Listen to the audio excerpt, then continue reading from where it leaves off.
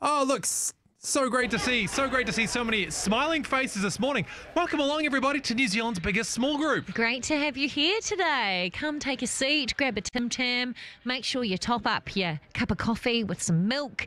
Welcome, welcome, welcome. And we also welcome Pastor Zion from New Life Church in Palmerston North. Well, kia ora, good morning. Good morning. Thank you for having me on. So great to be here. Hey, thanks for making the time to have a chat to our wee small group this morning. So, look, we'd love to have a wee chat with you as well and get some thoughts of inspiration. What would you like to have a chat to our small group about today, Pastor Zion? Yeah, I want to look at James 4, living life in the light of eternity. Oh. And it's such a big thing to talk about. It is a big I thing. think for a lot of people really going day by day, through the week and through what you've got going on in life, it can be something that you just don't even consider. Yeah, and I think that's something too, like as believers, like we should be different in that we do think about that, because I think in the world right now, it's very much like live in the here and now, make the most of your earthly life. But how do we do that as Christians? How do we live our life to the full in light of this eternal mindset? Well, I think, from the beginning, we've got to recognize that life is so short, that life is but a vapor, Scripture tells us. And we're here one moment and we're gone the next. And I think when you have experiences, when you go to a funeral or have a friend that becomes unwell, really it hits you right in the face very quickly. And you begin to recognize that really the days that you have right now, they're such a gift and we've got to use them rather than just wasting them. Because there is so much in life that we can just waste our time on, but life is so precious. One of the best pieces of advice that I got when I became a new dad is that the days are short, but the years are long. The days are long, but the years are short. That's the right way around it. Yeah. The days are long, but the years are short. And really just people say to me again and again, enjoy the time you have with your son, enjoy the moments, enjoy the crying, enjoy the moments where you're just having to change his nappy, because very quickly you're not going to have the opportunity any longer. So seems easier said than done to enjoy the crying and enjoy the changing nappies. That is true. That is true. Yeah, my little boy woke me up at 5 o'clock this morning. So yeah, but even in that, you can say, well, at least he is crying, at least he is alive, at least I am here. I've got a roof over my head. We are warm, we're safe, we have food.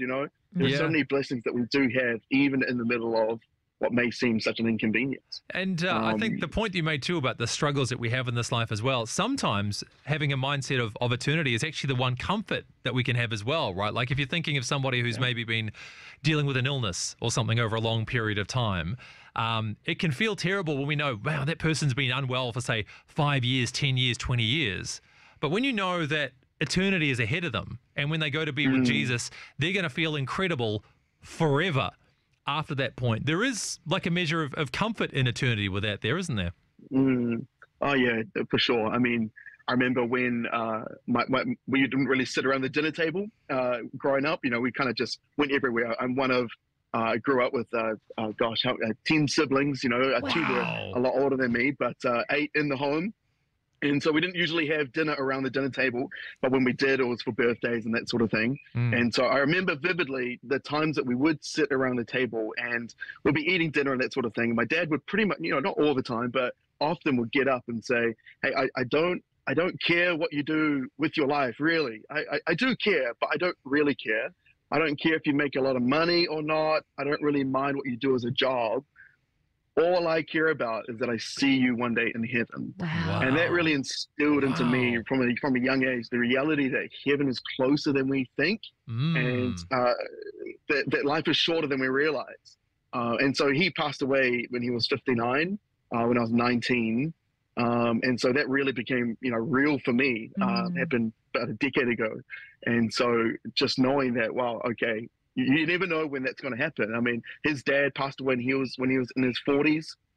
On Sunday, I heard of a young man, 22, good young man, just going out for a run, and had a heart attack or something happened, and before he even hit the ground, his life was gone. Wow. And a couple of weeks ago, one of my very best friends, a guy that I grew up with in church, and went to school with. He just found out that he has terminal cancer. It's inoperable, and the doctors just got back to him to say, well, we don't know if you have 2 weeks left to live or 6 months left to live. And so when that just hits you in the face, really, you've got no other option but to say, God, the days that I do have, I'm going to commit them to you, because one day I will be with you, and really I want to take as many people as I can with me too. Yeah. And it's just the reality that we face with. I'm sorry. The psalmist said. Sorry, you go ahead. Oh, the psalmist said, "This is the day the Lord has made. We will rejoice and be glad in it." This is the day, not tomorrow, not yesterday, not next week, not next month. What are you doing with today? Because that is what you have with you right now. Yeah. Well, I'm very sorry to hear about your friend, Zion. I was going to ask you too, when it comes to James 4, what is it about James 4 that really sticks out to you as well in light of eternity? Well, just that what it says, what is your life? You're a mist that appears for a little while and then vanishes. It's just an amazing thing that we're just here for just like a breath, just for a little moment, and then we're gone. It's pretty incredible. I mean, I was looking it up last night, but there's a lady in Spain. She's the oldest woman on earth. Her name is Maria Brañas from San Francisco. She was born on the 4th of March, 1907. And so what astounds me is that there is nobody on earth that was born, that is alive, that was born before the 4th of March, 1907. In 150 years, none of us are going to be here.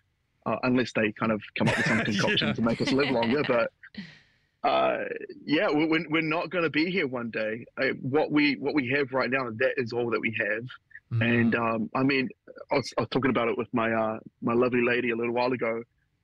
Just asking her, do you know your parents' names? Of course, most of us would know our grandparents' names.